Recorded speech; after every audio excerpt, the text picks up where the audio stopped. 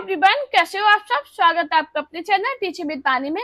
आज की जो हमारी क्लास है वो आदिकाल, भक्तिकाल, रीतिकाल और आधुनिक काल का वो निचोड़ है। आप किसी भी एग्जाम की तैयारी कर रहे हो, आपके लिए इम्पोर्टेंट है। चलिए आज के वीडियो को स्टार्ट करते हैं। आज का हमारा पहला क्वेश्चन है, चार पद के रचयिता है सरप्पा, लुइपा, सबरप्पा या कुकरिप्पा। चलिए इस बताइए इसका राइट आंसर क्या होगा। हाँ जी, क्या है इसका राइट आंसर। चार पद के रचयिता हैं, तो दोस्तों आपको याद रखना जो चार पद है इसके जो रचयिता है वो है सबरप्पा। तो इसका राइट आंसर होगा ऑप्शन सी। अब इधर से एक क्वेश्चन बनता है, ये है क्या। तो आपको याद रखना जो चार पद है एक प्रकार का गीत है। क्या है? गीत है जो सामान्यतः अनुष्ठानों के समय गाया जाता है। कब गाया जाता है? अनुष्ठानों के समय। आपको ये याद रखना है, पेपर में पूछा गया है कि अनुष्ठानों के समय गाया जाने वाला गीत कौन सा है। तो आपको याद रखना वो है चार पद। हमारा नेक्स्ट क्वेश्चन है, बीसल देव रासो की नायिका का नाम और उल्लेख कीजिए। पद्मावती, इंद्राणी, राजमती या कमला। जल्दी से बताइए इसका राइट आंसर क्या होगा। हाँ जी, क्या है इसका राइट आंसर। बीसल देव रासो की नायिका का नाम और उल्लेख कीजिए। तो दोस्तों आपको याद रखना जो बीसल देव की नायिका थी उनका नाम था राजमती। तो इसका राइट आंसर होगा ऑप्शन सी। अब इधर से एक क्वेश्चन बनता है कि बीसल देव रासो किसकी रचना है। जल्दी से ये बताइए। तो दोस्तों आपको याद रखना बीसल देव रासो है वो नरपति नाल की रचना है। किसकी है? नरपति किसकी है? नरपति नाल की रचना है। ये बहुत इंपॉर्टेंट रचना है, इनकी बहुत बार पूछी गई ये रचना। ये है क्या? तो आपको याद रखना ये एक वीर गीत काव्य है। क्या है? वीर गीत काव्य है। अब इधर से क्वेश्चन बनता है इसमें खंड कितने हैं। तो आपको याद रखना बीसल देव रासो की नायिका का नाम क्या था? राजमती। इसकी रचना किसने की थी? नरपति नाल ने। ये एक वीर गीत काव्य है और इसमें चार खंड है। हाँ जी, चार खंड है। चारों खंड के मैं अभी बता रही हूँ, वो लिखना अपने नोट्स में। मैंने पहले खंड में क्या है, राजमती और बीसल देव का विवाह का वर्णन है। पहले खंड में क्या है, राजमती और बीसल देव के विवाह का वर्णन है। दूसरे खंड में क्या है, बीसल देव का राजमती से रूठकर उड़ीसा प्रस्थान करना। पेपर में पूछा गया था कि दूसरे खंड में क्या दिया गया, तो आपको याद रखना बीसल देव का राजमती से रूठकर उड़ीसा प्रस्थान करना। तीसरे खंड में क्या है, राजमती का विरह का वर्णन दिया गया। चौथे खंड में क्या है, बीसल देव द्वारा राजमती को उनके पिता के घर से वापस लाया गया। ये चारों खंड ऐसे यहाँ पेपर में पूछे गए थे और डायरेक्ट ऐसे क्वेश्चन बने हैं। आपको कुछ नहीं, आप खंड के सीधा याद कर लो इसमें खंड में दिया क्या गया है, आपका एक नंबर पक्का है। मैंने क्या बताया था चारों खंड में। पहले खंड में क्या था, हाँ जी, राजमती का बीसल देव से विवाह हुआ। दूसरे खंड में बीसल देव का राजमती से रूठकर उड़ीसा प्रस्थान किया। तीसरे खंड में उनका विवाह हुआ, राजमती का विवाह हुआ। और चौथे घर में उन्हें पिता के घर से वापस लाया गया। ये चारों खंड आपको याद रखना है, इनसे क्वेश्चन बहुत बने हैं। हमारा नेक्स्ट क्वेश्चन है, किस ग्रंथ में राधा कृष्ण के प्रेम का अनूठा वर्णन है। मेघावती, पद्मावत, पदावली या मधुमालती। जल्दी से बताइए इसका राइट आंसर क्या होगा। हाँ जी, पेपर में डायरेक्ट पूछे गए ये क्वेश्चन। ये जितने भी क्वेश्चन है सभी इंपॉर्टेंट है, पेपर में बहुत बार पूछे गए थे, इसलिए मैंने सबको मिक्स करके आपको पढ़ाया कि आपने अगर मेरी सारी क्लास नहीं पढ़ रखी तो ये क्लास पढ़ी है, ये इंपॉर्टेंट है। हाँ जी, किस ग्रंथ में राधा कृष्ण के प्रेम का अनूठा वर्णन है। तो दोस्तों आपको याद रखना जो पदावली है इसमें राधा कृष्ण के प्रेम का अनूठा वर्णन किया गया है। तो इसका राइट आंसर क्या होगा, ऑप्शन सी। अब ये पदावली रचना किसकी है, तो आपको याद रखना जो पदावली रचना है वो विद्यापति की है। किसकी है? विद्यापति की। और इसकी भाषा की बात की जाए तो इसकी भाषा मैथिली है। हाँ जी, कौन सी भाषा है जल्दी से बताइए। मैथिली। मैंने क्या बताया, ये किसकी रचना है, पदावली में राधा कृष्ण के प्रेम का अनूठा वर्णन दिया गया। पदावली की रचना किसकी है, विद्यापति की। और इसकी भाषा क्या है, मैथिली। हमारा नेक्स्ट क्वेश्चन है, जय चंद्र प्रकाश के रचनाकार हैं जगनिक, श्रीधर, भट्ट, केदार या नरपति नाल। बताइए इसका राइट आंसर क्या होगा। हाँ जी, दोस्तों मैंने रचनाओं की आपको क्लास पढ़ा रखी है तो वो क्लास जरूर देखा कीजिए। बहुत इंपॉर्टेंट रचना है। मैं ज्यादा बड़ी क्लास नहीं लाती हूँ कि आप एक साथ सारी रचना याद नहीं कर सकती हो, लेकिन अगर उन छोटे छोटे टुकड़ों में डिवाइड कर दिया जाए तो वो आपको याद हो जाएगी। उनकी पीडीएफ मैं अपने टेलीग्राम चैनल पर सेंड करती हूँ, तो आप मेरा टेलीग्राम चैनल जरूर ज्वाइन करना, जिससे आपको सारी पीडीएफ मिल जाए। और मेरे चैनल पे देखना, आपने मैंने रचना की बहुत क्लास डाल रखी है और वो सभी इंपॉर्टेंट है, तो जरूर पढ़ना उस क्लास को। जयचंद्र प्रकाश की रचनाकार कौन है? तो दोस्तों आपको याद रखना है, जो जयचंद्र प्रकाश है इसके रचनाकार पट्टकेदार है, तो इसका राइट आंसर होगा ऑप्शन सी। हमारा नेक्स्ट क्वेश्चन है, कुमारपाल प्रतिबोध किसकी रचना है? सोमप्रभ सूरी, सायंधर, हेमचंद सूरी, मेरुतुंग। चलिए बताइए इसका राइट आंसर क्या होगा। हाँ जी, कमेंट में ये जरूर बताना कि क्लास आपको कैसी लगी और आपका स्कोर कितना रहा है। हाँ जी, कुमारपाल प्रतिबोध किसकी रचना है? तो दोस्तों आपको याद रखना, जो कुमारपाल प्रतिबोध रचना है वो है सोमप्रभ सूरी की, तो इसका राइट आंसर होगा ऑप्शन ए। अब ये बता दीजिए जल्दी से, सोमप्रभ सूरी है कौन? तो दोस्तों आपको याद रखना, जो सोमप्रभ सूरी है वो गुजरात के प्रसिद्ध जैन साधु थे। कौन थे? गुजरात के प्रसिद्ध कौन थे? जैन साधु। ये पेपर में पूछा गया है, इसलिए मैं आपको पॉइंट बता रही हूँ। ये सभी पॉइंट पेपर में जो पूछे गए थे मैं वही बताती हूँ आपको। मैं फालतू की आपको क्वेश्चन ना ही कराती हूँ, ना ही फालतू की चीजें पढ़ाती हूँ जो पेपर में बन भी नहीं रही और हम पढ़ाने में लगे हैं। आप पढ़ा रहे हैं, आप पढ़ रहे हो, आपका भी टाइम वेस्ट, मेरा भी टाइम वेस्ट। मैं आपको वही पढ़ाऊंगी, वही बताऊंगी जो पेपर में पूछा जा सकता है, पूछा गया है। और जितने प्रीवियस पेपर है उनमें मैंने देखा कि हाँ ये क्वेश्चन पूछे गए हैं, इसलिए मैं आपको ये करा रही हूँ। आज की जो क्लास है मैंने देखा प्रीवियस पेपर में ये क्वेश्चन बहुत पूछे गए थे, इसलिए मैं आपको ये क्लास पढ़ा रही हूँ कि अगर आपने नहीं देखी मेरी सारी क्लास तो इसे देखिए, ये भी तो इम्पोर्टेंट है, ये सारे इम्पोर्टेंट क्वेश्चन है। हमारा नेक्स्ट क्वेश्चन है, कृपा राम द्वारा रचित नायिका भेद की सबसे पुरानी पुस्तक है? हित तरंगिणी, श्रुति भूषण, उज्जवल नीलमणि, कर्णाभरण। जल्दी से बताइए इसका राइट आंसर क्या होगा। हाँ जी, आप किसी भी एग्जाम की तैयारी कर रहे हो, आप ये क्लास पढ़िए, आपके लिए इम्पोर्टेंट है। कृपा राम द्वारा रचित नायिका भेद की सबसे पुरानी पुस्तक कौन है? तो आपको याद रखना वो पुस्तक है हित तरंगिणी, तो इसका राइट आंसर होगा ऑप्शन ए। अगर इसकी सन की बात की जाए तो इसकी सन 1541 है। मैं आपको सन इसलिए बताती हूँ, ये सन से बहुत क्वेश्चन बनते हैं और हमारे गलत हो जाते हैं, भले ही हमें याद है। मान लो ऑप्शन में दो जगह हित तरंगिणी दिया गया और सन अलग अलग दे दी गई, तो आप क्या करोगे? खूब आपको याद है, इसीलिए मैं आपको सन बताती हूँ, क्योंकि आज के टाइम पे जो पेपर बनना है वो बहुत घुमावदार बनता है। आप किसी भी एग्जाम की तैयारी कर रहे हो, किसी भी क्षेत्र में कर रहे हो, आप देखना प्रीवियस पेपर और आज का जो पेपर आते हैं अभी 1-2 साल में हुए, बहुत अंतर आया है। तो आप वो देखा कीजिए, वही मैं क्वेश्चन आपको कराती हूँ, इसी हिसाब से मैं आपको बताती हूँ कि आप ऐसे देखा कीजिए, इसलिए मैं सन बता रही हूँ आपको। हमारा नेक्स्ट क्वेश्चन है, रुद्र संप्रदाय की स्थापना किसने की? रुद्र स्वामी, विष्णु स्वामी, श्री स्वामी या निम्काचार्य। जल्दी से बताइए इसका राइट आंसर क्या होगा। हाँ जी, काफी लोगों ने तो देखा होगा रुद्र संप्रदाय और रुद्र स्वामी यही टिक है, यही सही है भाई, मेरा तो नहीं, यही गलत है। रुद्र संप्रदाय की स्थापना विष्णु स्वामी ने की थी, इसका राइट आंसर होगा ऑप्शन बी। हमारा नेक्स्ट क्वेश्चन है, रामानुचार्य की किस दर्शन का प्रतिपादन किया? अद्वैतवाद, विशिष्ट द्वैतवाद, शुद्धाद्वैतवाद या द्वैतवाद। चलिए इसे बताइए इसका राइट आंसर क्या होगा।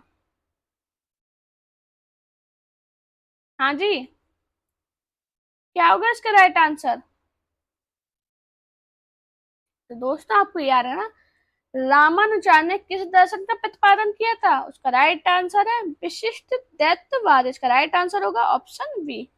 अद्वैतवाद का किसने किया था ये बताइए। तो दोस्तों आपको याद रखना, अद्वैतवाद का किसने किया था? शंकराचार्य ने। अद्वैतवाद के प्रवर्तक कौन है? शंकराचार्य। अब कौन शुद्ध द्वैतवाद की कौन है? विष्णु स्वामी। ये जरूर अपने पॉइंट लिखना, मैं आपसे बार बार कह रही हूँ, आपके लिए फायदा करेंगे। विष्णु स्वामी। द्वैतवाद के संप्रदाय प्रवर्तक कौन है? माधवाचार्य। बाकी मैंने विशिष्ट द्वैतवाद के आपको बताई है कौन है, रामानुचार्य। अब अद्वैतवाद है, इसके संप्रदाय कौन सा था ये बताइए, मुझे कमेंट करना सभी लोग। अद्वैतवाद, विशिष्ट द्वैतवाद, शुद्ध द्वैतवाद और द्वैतवाद, इसके संप्रदाय कौन थे, जल्द सभी लोग कमेंट करना। देखते हैं कितने लोग इसका आंसर सही बता पाते हैं। हमारा नेक्स्ट क्वेश्चन है, रहीम किसके दरबार के कवि थे, पृथ्वीराज, रतन सेन, अकबर या भोजराज? जल्दी से बताइए इसका राइट आंसर क्या होगा। हाँ जी, रहीम किसके दरबार के कवि थे? तो दोस्तों आपको याद रखना, जो रहीम दास थे वो अकबर के दरबार कवि थे, अकबर के 9 रत्नों में शामिल थे। तो इसका राइट आंसर क्या होगा, ऑप्शन सी अकबर। अब मुझे ये बता दीजिए, रहीम का वास्तविक नाम क्या था, ये मुझे सभी लोग बताइए जल्दी से। तो आपको याद रखना, रहीम का जो वास्तविक नाम था वो क्या था, अब्दुल क्या था, जल्दी से बताइए। अब्दुल क्या था, मुझे जल्दी से बताइए क्या था, अब्दुल रहीम खाने खाना। बहुत इंपॉर्टेंट है, ये पेपर में पूछा गया है, इसलिए मैंने उपनाम वाली क्लास में आपको बताया था। इनके पिता का नाम क्या था, इनके पिता का नाम था बैरम खां। आप लोग कहोगे इनके पिता का नाम क्यों बताया, इनके पिता का नाम इसलिए बताया, जो बैरम खां थे वो अकबर के संरक्षक तथा मुगल सेना के सेनापति थे। आपको याद रखना, बैरम खां कौन थे, अकबर के संरक्षक और मुगल सेना के सेनापति थे, जो कि रहीम के पिताजी थे बैरम खां। रहीम का वास्तविक नाम क्या था, अब्दुल रहीम खान खाना। हमारा नेक्स्ट क्वेश्चन है, आकाश धर्मा गुरु कहा जाता है, शंकराचार्य को, रामानुचार्य को, रामानंद या बल्लवाचार्य को? जल्दी से बताइए इसका राइट आंसर क्या होगा। हाँ जी, क्या होगा इसका राइट आंसर? तो दोस्तों जल्दी से बताइए। दोस्तों आपको बता दें, आकाश धर्मा किसे कहा जाता है, रामानंद को। तो इसका राइट आंसर होगा ऑप्शन सी। बहुत इंपॉर्टेंट क्वेश्चन है, पेपर में पूछा गया है कि रामानंद को हजारी प्रसाद द्विवेदी ने क्या कहा है। तो आपको याद रखना, रामानंद को हजारी प्रसाद द्विवेदी ने आकाश धर्मा गुरु कहा है। हमारा नेक्स्ट क्वेश्चन है, आचार्य रामचंद्र शुक्ल ने रीति काल का आरंभ किस कवि से माना है, केशव दास, बिहारी लाल, चिंतामणि त्रिपाठी, मतीराम? चलिए इसे बताइए इसका राइट आंसर क्या होगा। हाँ जी, आचार्य रामचंद्र शुक्ल ने रीति काल का आरंभ किस कवि से माना है। तो दोस्तों आपको याद रखना, आचार्य रामचंद्र शुक्ल ने रीति काल का आरंभ किनसे माना, चिंतामणि त्रिपाठी से। तो इसका राइट आंसर होगा ऑप्शन सी। अब एक क्वेश्चन बनता था, चिंतामणि त्रिपाठी के 4 भाई कौन कौन से थे। पहले तो आपको याद रखना, ये 4 भाई थे, क्या नाम था इनका, पहले का नाम था भूषण, मतीराम, और क्या था, चलिए बताइए, जटाशंकर। ये पेपर में पूछा गया कि चिंतामणि त्रिपाठी के भाइयों के नाम क्या थे। तो आपको याद रखना, भूषण, मतीराम, जटाशंकर, ये चिंतामणि त्रिपाठी के भाई थे। पेपर में बहुत पूछा गया कि भूषण किसके भाई थे, मतीराम किसके भाई थे, ये तो फिर भी आपको याद है, लेकिन जटाशंकर से बहुत पूछे गए, तो अपनी नोट्स में लिखना, मैं बार बार बोल रही हूँ, आपके लिए बहुत इंपॉर्टेंट है ये। हमारा नेक्स्ट क्वेश्चन है, किस कवि ने के आश्रयदाता महाराजा शिवाजी तथा छत्रसाल बुंदेला थे, देव, कबीर, मतीराम या भूषण? जल्दी से बताइए इसका राइट आंसर क्या होगा।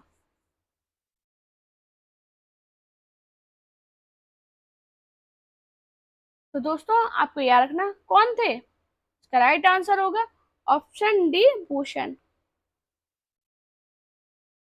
हमारा नेक्स्ट क्वेश्चन है, बिहारी का गागर में सागर भरने का जो गुण इतना प्रसिद्ध है, वह बहुत ही कुछ रूढ़ी की स्थापना से ही संभव हुआ है, यह कथन किस लेखक का है, हजारी प्रसाद द्विवेदी, गुलाब राय, रामचंद्र शुक्ल या श्याम सुंदर दास?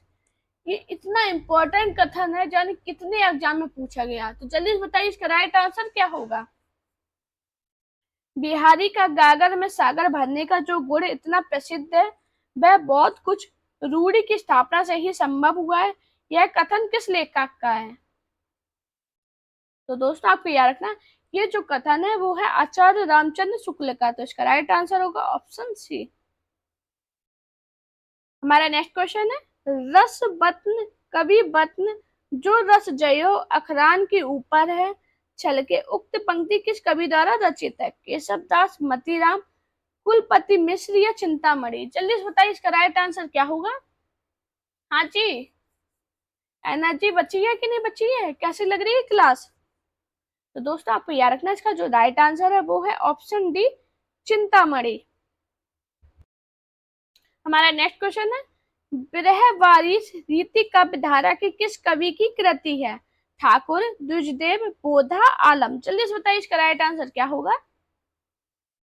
दोस्तों इतने इंपॉर्टेंट क्वेश्चन है, मुझे ये जरूर बताना आप लोग सही कितने कर पाते हो, आपकी कितनी तैयारी है ये समझ में आ जाएगी इन क्वेश्चन से। बृहवारिश रीति काव्य धारा किस कवि की कृति है? तो दोस्तों आपको याद रखना इसका जो राइट आंसर है ऑप्शन सी है, बोधा। अभी क्वेश्चन बना बोधनदार एक रचित इनकी कृति है इसकनामा, जो कि बहुत इंपॉर्टेंट है, बहुत बार पेपर में पूछेगी है कि इसकनामा किसकी कृति है, तो आपको याद रखना वो किसकी है, बोधा की। हमारा नेक्स्ट क्वेश्चन है भारतेंदु हरिचंद ने काव्य धारा को किस ओर मोड़ा? निर्गुण भक्ति की ओर, रीति ग्रंथों की ओर, स्वदेश प्रेम की ओर या श्रृंगार प्रियता की ओर? जल्दी से बताइए इसका राइट आंसर क्या होगा। भारतेंदु हरिचंद ने काव्य धारा को किस ओर मोड़ा है? तो दोस्तों आपको याद रखना भारतेंदु हरिचंद ने काव्य धारा को स्वदेश प्रेम की ओर मोड़ा है, तो इसका राइट आंसर होगा ऑप्शन सी। हमारा नेक्स्ट क्वेश्चन है निम्नलिखित में से भारतेंदु हरिचंद की रचना नहीं है? आषाढ़ महामात्य, भक्ति सर्वस्व, अपवर्ग पंचक, हिंदी भाषा? जल्दी से बताइए इसका राइट आंसर क्या होगा। तो दोस्तों आपको याद रखना भारतेंदु हरिचंद की रचना कौन सी नहीं है? आषाढ़ महामात्य, तो इसका राइट आंसर होगा ऑप्शन ए। अब आप लोगों का काम है मुझे कमेंट में बताइए आषाढ़ महामात्य किसकी रचना है, देखते हैं कितने लोग इसका आंसर सही बता पाते हैं। आप लोग कमेंट जरूर करना, इतने लोग क्लास देखते हैं लेकिन कमेंट कुछ ही लोग करते हैं, तो प्लीज कमेंट करना। हमारा नेक्स्ट क्वेश्चन है भारतेंदु हरिचंद की रचना हिंदी भाषा का प्रकाशन वर्ष है? 1865, 1890, 1885, 1850? जल्दी से बताइए इसका राइट आंसर क्या होगा।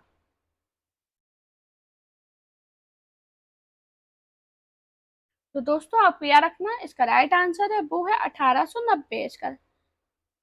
अब आप लोग ये बताइए भारतेंदु हरिचंद का जन्म कब हुआ था? तो दोस्तों आपको याद रखना भारतेंदु हरिचंद का जन्म 9 सितंबर कब हुआ था? 1850 में। और इनका निधन कब हुआ था? 6 जनवरी कब हुआ था? 1885 में, मात्र 35 वर्ष की उम्र की अल्पायु में। पेपर में पूछा गया है कि 35 वर्ष की अल्पायु में किसका निधन हुआ था, तो आपको याद रखना वो थे भारतेंदु हरिचंद। उनका जन्म 9 सितंबर 1850 को हुआ था और मृत्यु 6 जनवरी 1885 को हुई थी। हमारा नेक्स्ट क्वेश्चन है हिंदी साहित्य में राष्ट्रीय चेतना के संवाहक और आधुनिक चेतना के प्रणेता प्रथम साहित्यकार हैं? भारतेंदु हरिचंद, सोहन लाल द्विवेदी, महावीर प्रसाद द्विवेदी या आचार्य प्रसाद द्विवेदी? जल्दी से बताइए इसका राइट आंसर क्या होगा। हिंदी साहित्य में राष्ट्रीय चेतना के संवाहक और आधुनिक चेतना के प्रणेता के प्रथम साहित्यकार कौन है? हाँ जी, अब आधुनिक काल का क्वेश्चन है और भारतेंदु युग का है, तो इसका राइट आंसर क्या होगा?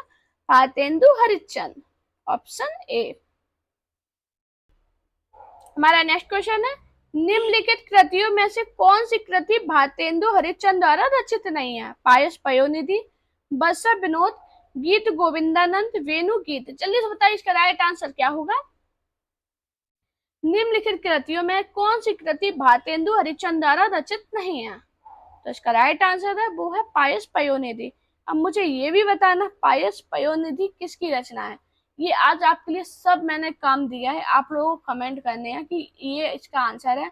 मैंने क्यों दिया है उसकी एक वजह है, क्योंकि ये मैंने आपको पढ़ाए थे पहले भी, आज थोड़ी अलग तरह से पढ़ाए हैं, लेकिन पहले भी पढ़ाए हैं, इसलिए मैंने इनके आंसर आपसे खुद पूछे हैं। दोस्तों, अगर आपको मेरी वीडियो पसंद आई हो तो वीडियो को लाइक, चैनल को सब्सक्राइब और अपने दोस्तों से वीडियो को शेयर जरूर करना।